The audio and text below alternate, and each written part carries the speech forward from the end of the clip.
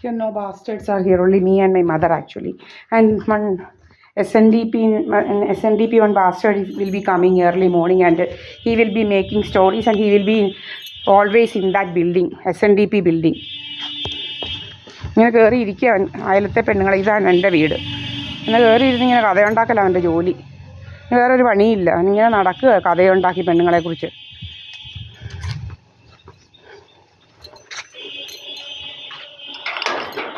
അതിനകത്ത് കാണുവാനെ അതിങ്ങനെ ഇരിക്കുക കയറി. This is my house. Okay, here I am. Now the time is 11:03.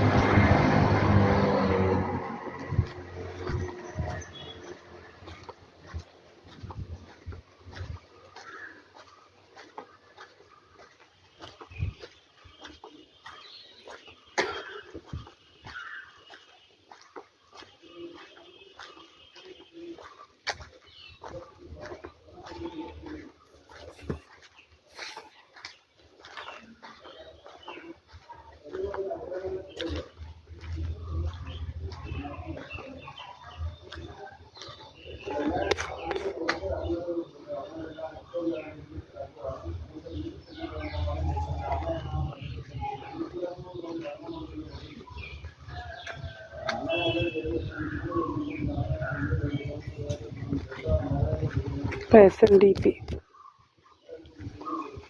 ഒരു കൊച്ചനെയൊക്കെ കൊണ്ടിങ്ങനെ വന്നിട്ടുണ്ട് ആരോ. കയറി ഇരിക്കുക ഇങ്ങനെ ഒത്തിരി എണ്ണം. കയറി ഇരിപ്പാ ജോലി ഇങ്ങനെ.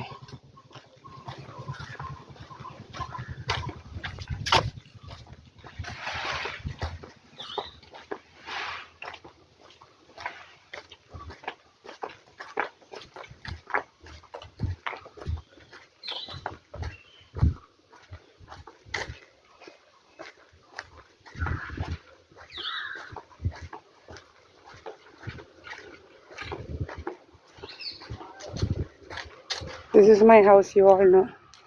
Okay, here I am.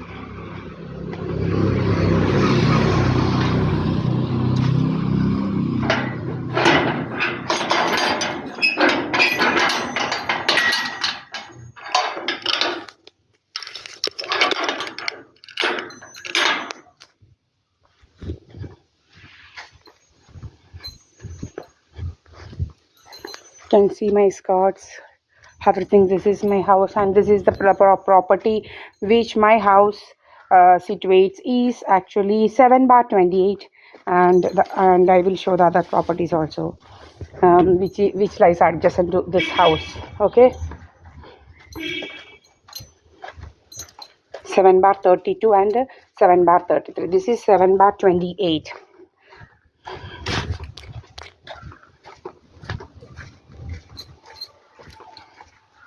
This is the place, this is the thing. Okay,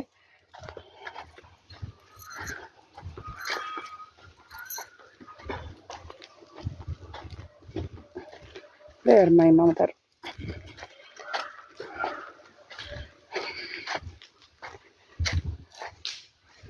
Here they are. This house is Geeta's actually. Geetha എന്ന് പറയുന്നവരാണ്. അവർ ബൗണ്ടറി വാൾ കെട്ടുവാണ് ഇവിടെ. ഇപ്പം നമുക്ക് ബൗണ്ടറി വാളാവും. ഇങ്ങനെ ബൗണ്ടറി വാൾ കെട്ടുവാണ്. ഇതാണ് ഗീത, ഇത് സുഭദ്ര, അത് SNDP ബിൽഡിംഗ് ആണ്. ഇത് SNDP ബിൽഡിങ്, ഇത് സുഭദ്ര, ഇത് ഗീത അല്ല. അപ്പം ഇതൊക്കെയാണ് നമ്മുടെ ബൗണ്ടറി. ഇതാണ് ഈ കയറ് കെട്ടിയിരിക്കുന്നത്, ഈ മഞ്ഞ.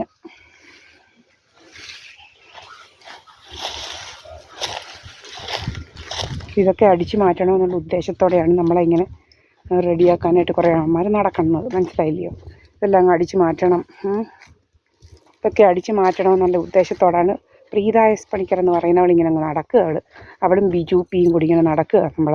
നമ്മളെ അങ്ങ് വകവരുത്തിച്ചെടുക്കണമെന്നുള്ള ഉദ്ദേശത്തോടെ അവൾ ഞാൻ റോഷിൻ വിൽസൺ പറയുന്നതെല്ലാം പിടിച്ചിട്ടിട്ടുണ്ട്. അവളിങ്ങനെ അങ്ങ് നടക്കുക. അവൾ പാലക്കാട്ടുള്ളവളായിരുന്നു. പാലക്കാട്ട്. ഞാൻ എറണാകുളത്ത് കാറ്റാടിയിൽ ജോലി ചെയ്യുമ്പോഴാണ് ഇവളിങ്ങനെ നടക്കുക നമ്മുടെ പുറകിന്. ഒരു ജോലിയില്ല ഇവൾക്ക്. ഭയങ്കര കള്ളിയാണ്. മുതുക്കള്ളി. നമുക്ക് എല്ലാവരുടെയും സ്വത്ത് വേണം. അവൾക്ക് ഒരു തമിഴനെ കെട്ടി, നിങ്ങൾക്ക് തിരക്കി നോക്കാം, തമിഴനെ കെട്ടിയെല്ലാം വക വരുത്തി. അവൾ തമിഴനെ കെട്ടി ഇതുപോലെ വക വരുത്തി. എന്തുവാ, അപ്പോളോയിൽ കൊണ്ടുവന്ന് അഡ്മിറ്റ് ആക്കിയവനെ, ഛർദ്ദിപ്പിച്ച് അപ്പോളോയിൽ കൊണ്ട് അഡ്മിറ്റ് ആക്കിയവനെ, പാവം പിടിച്ചവനെ. എന്നിട്ട് ഇങ്ങോട്ട് വിളിച്ചിട്ട് മുരളിക്ക് കരളി രോഗം, മുരളിക്ക് കരളി രോഗം എന്ന് പറഞ്ഞ് കരളക്കരച്ചിൽ. അവസാനം റിസൾട്ട് വന്നപ്പോൾ മുരളിക്ക് കരളി രോഗമൊന്നുമില്ല. വലിയ പ്രതീക്ഷയിലായിരുന്നു. കരളി രോഗം വരുന്നു കഴിഞ്ഞാൽ കോടികളൊക്കെ കിട്ടും, മേജർ 2 സർജറി, ഹോസ്പിറ്റൽസ് എല്ലാം സ്റ്റേ എല്ലാം കൂടെ എന്ന് പറഞ്ഞുകൊണ്ടൊക്കെ ഭയങ്കര സന്തോഷത്തിലിരിക്കുകയായിരുന്നു. കരളി രോഗം, മുരളിക്ക് കരളി രോഗം എന്തായിരുന്നു അത് ചീറ്റിപ്പോയി. പിന്നെ ഇവിടെ മുരളിയായിട്ടൊരിക്കൽ വന്നപ്പം മുരളിക്ക് ഷുഗറാ. മുരളി ബ്രേക്ക്ഫാസ്റ്റ് കഴിക്കുക. അപ്പം ഞാൻ ചോദിച്ചു മുരളിയോട്, ആണോ മുരളി? ചുമ്മാതാ ചേച്ചി, ബോർഡർ ലൈൻ. അപ്പോൾ ഏതാണ്ടെല്ലാം കൊടുത്തിങ്ങനെ വെച്ചിരിക്കുക. മുരളിക്ക് ഷുഗറാ ഇങ്ങനെ നടക്കുക. നമ്മളേതുപോലെ നമ്മുടെ മുഖത്തൊക്കെ അടിച്ചിങ്ങനെ ഇതൊക്കെ പാടൊക്കെ പിഗ്മെൻറ്റേഷൻ, ലേസർ അടിച്ച് വെച്ച് പിഗ്മെൻറ്റേഷൻ ഇങ്ങനെ വിടുന്നതാണ് നമുക്ക് പിഗ്മെൻറ്റേഷൻ.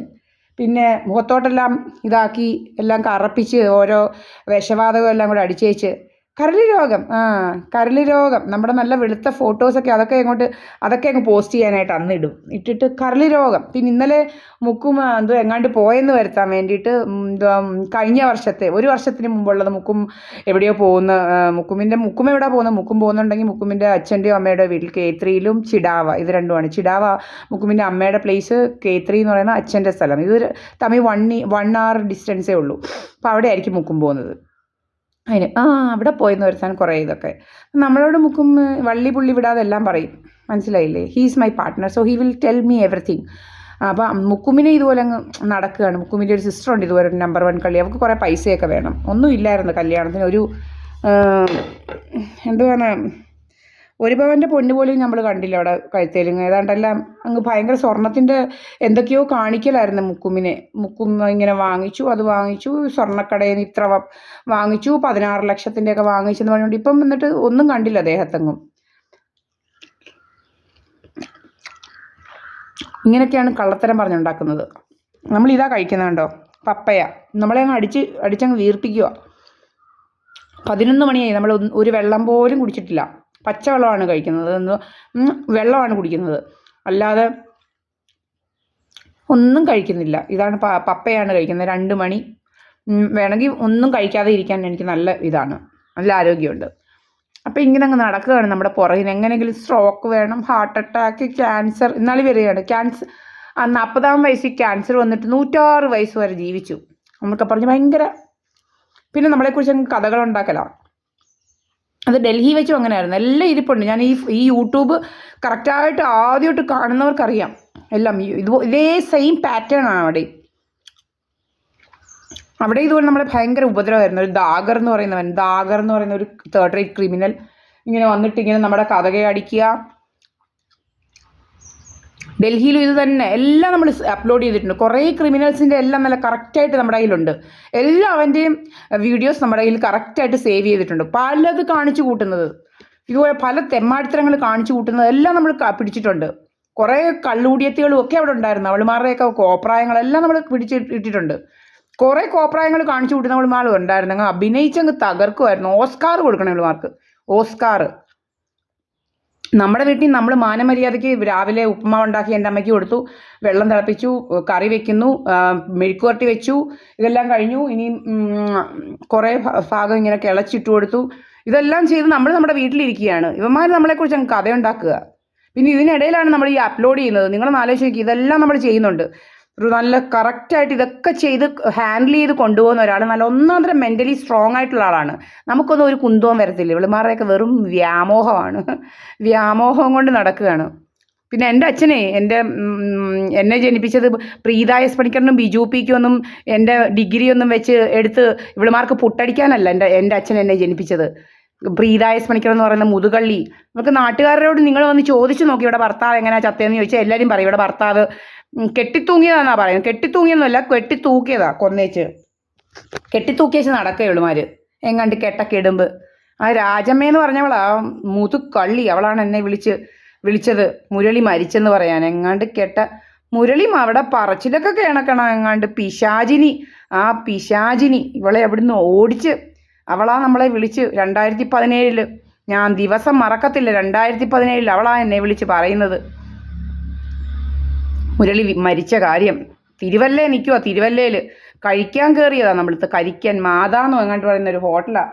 നമ്മൾ കരച്ചിൽ കേട്ട് അവർ നമ്മുടെ പൈസ പോലും വാങ്ങിച്ചില്ല, നമ്മളെങ്കിൽ വിട്ട്. മുരളി മരിച്ചെന്ന് ഞാൻ ചോദിച്ചു, ഏത് മുരളി?